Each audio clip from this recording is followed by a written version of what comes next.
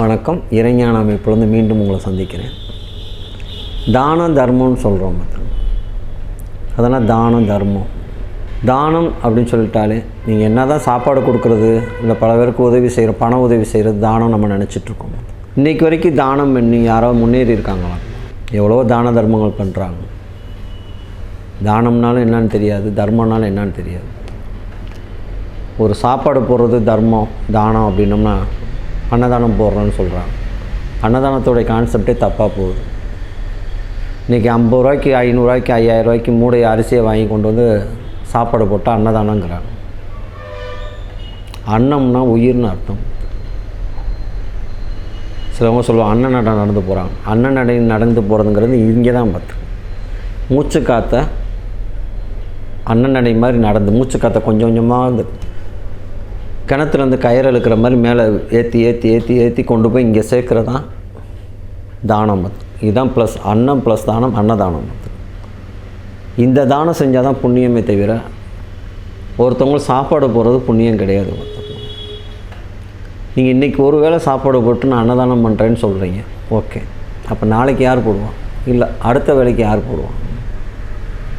இப்போ 4 பூரா நீங்கள் அன்னதானம் போடுறீங்கன்னு வச்சுக்கிறவங்க சோம்பேறிகளை தான் நீங்கள் உருவாக்கிட்டு இருக்கீங்க. இது எப்படி அன்னதானமாகும்? இது எப்படி சோம்பேறிகளை உருவாக்குறது எப்படி புண்ணியமாகும்? கொஞ்சம் யோசித்து பாருங்கள். ஒரு ஆச்சரியமான விஷயம். ஒரு பறவை கூட அந்த உணவுக்காண்டி பறந்து போய் தான் உணவை தேடிட்டு வந்து தன் கூட்டுக்கு வருது. இப்படி நினச்சிருந்தா அந்த பறவை எங்கே உணவு கிடைக்குமோ அங்கேயே கூட தங்கியிருந்து வாழலாம்ல.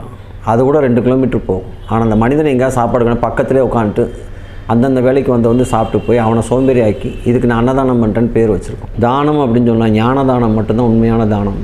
அவனுக்கு ஞானத்தை மட்டும் கற்றுக் கொடுங்க, அதில் அவன் வாழ்ந்துருவான். அது தொழில் ஞானமாக இருக்கலாம், இல்லாட்டி இறைஞானமாக இருக்கலாம். இறைஞானம் வந்துட்டாலும் நீங்கள் சும்மா இருக்க முடியாது. ஏதாவது ஒரு வேலை பார்த்தா சாப்பிடணுங்க அந்த உணர்வு வந்துடும் உங்களுக்கு. தர்மம்னு சொன்னோம்னா ஞான வழின்னு அர்த்தம். தர்மம்னு சொல்லி காசு தர்றது கிடையாது. தர்ம வழின்னு புத்தன் சொல்லுது. தர்மம் சரணம் கட்சாமின்னு அந்த தர்ம வழி எப்பயுமே இருக்கும். அதில் நீங்கள் சரணாகதி அடைஞ்சு கரையேறிங்கிறது தான் அந்த புத்தன் சொன்ன வழி தர்மங்கிறது. அவ்வளோ பெரிய மொழியை நம்ம கொண்டு வந்து சாதாரணமாக ஒரு சாப்பாட்டுக்கும் காசு கொடுக்குறதுக்கும் தான தர்மம் பண்ணுறோம் அப்படின்னு வச்சுருக்காங்க. தவறான புரிதல். பார்த்து பிச்சைக்காரனை உருவாக்காதீங்க. யாருமே பிச்சை போகல. அவன் ஏதாவது ஒரு வேலைக்கு போயிருப்பான். வேலைக்கு சோறு கிடைக்குன்னா அவன் எங்கே போவேன்? அங்கே தான் இருப்பான். ஒரு பறவைக்கு மிருகத்துக்கு இருக்கிற ஒரு படம உணர்ச்சி கூட அவனுக்கு இல்லை. பார்த்தோம் இப்படி சோம்பேறித்தனமாக ஒரு விவசாயம் இருந்திருந்தா எத்தனை பேர் நம்ம தூங்கிட்டு இருக்கும் போது கூட வேலை பார்க்குறான். நான் ஒரு ஆச்சரியம். நம்ம தூங்கும் போது நம்ம ஒருத்தன் கடுமையாக வேலை பார்க்குறோம். நீங்கள் என்றைக்கா ஒரு நாள் சந்திச்சிங்கன்னா உங்களோட முன்னேறி தான் இருப்பான். குழந்தைக்கு தூக்கம் தான் ஆயுஸ் அந்த ஆரோக்கியத்தை கொடுக்கும். ஆனால் வயசு ஆக ஆக தூக்கம் குறையும். ஆனால் தூக்கம் குறையுன்னு சொல்லி தூக்கம் மாத்திரை போடுறாங்க.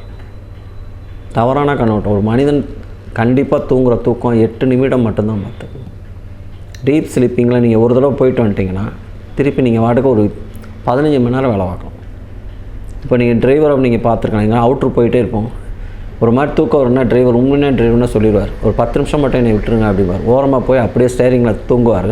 திருப்பி 100 கிலோமீட்டர் சாதாரணமாக விட்டுவார்.